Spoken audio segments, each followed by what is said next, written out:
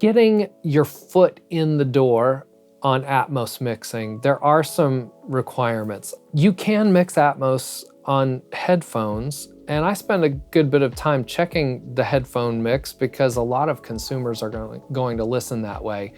I still do find that accomplishing the mixes on speakers is an important and beneficial thing. There are a lot of reasons that I think that still needs to be the case, but you know, you can do this on headphones. If you're going to do a speaker setup, which I highly recommend, the minimum setup is 7.1.4.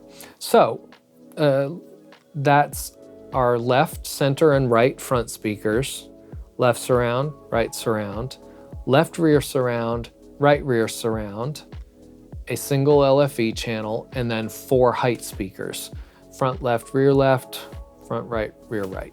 Beyond the physical speakers themselves, you'll need a way to control your listening level. Now, I use the Focusrite R1 monitor controller, which integrates beautifully with my Focusrite interface, which is the main interface that my studio is based on. That allows me to mute and solo individual channels, which in my opinion is very important because I like to make sure that the right thing is coming out the right place.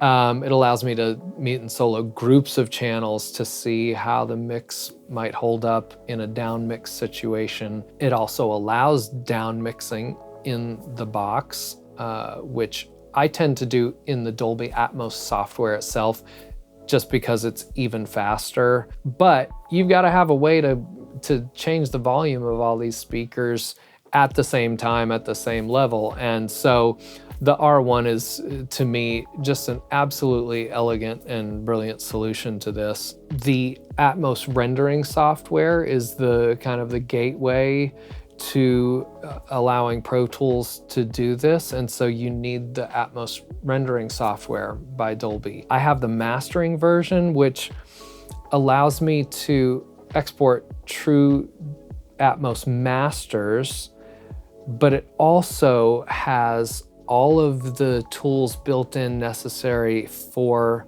speaker calibration, which is crucial because Atmos needs to be mixed to the Atmos curve to make sure that your translation to all the available formats plays out, because the decoder knows what the frequency response should be. So having the room tuned and tweaked to the spec that Dolby lays out is very important for translation, which is one of the reasons that I feel like headphone mixes are a little more unruly as far as, you know, what's their translation going to be, because each headphone is going to sound different. Where when I'm listening on my calibrated speakers, I know with confidence that any other Atmos listening environment is going to present that properly.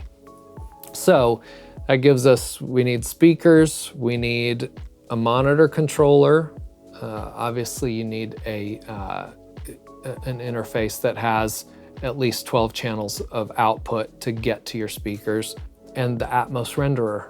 I think that covers about everything. Oh, and you need Pro Tools Ultimate because Pro Tools Regular does not talk to the Atmos renderer. So that's kind of the nuts and bolts of the basic setup that you need to get up and running.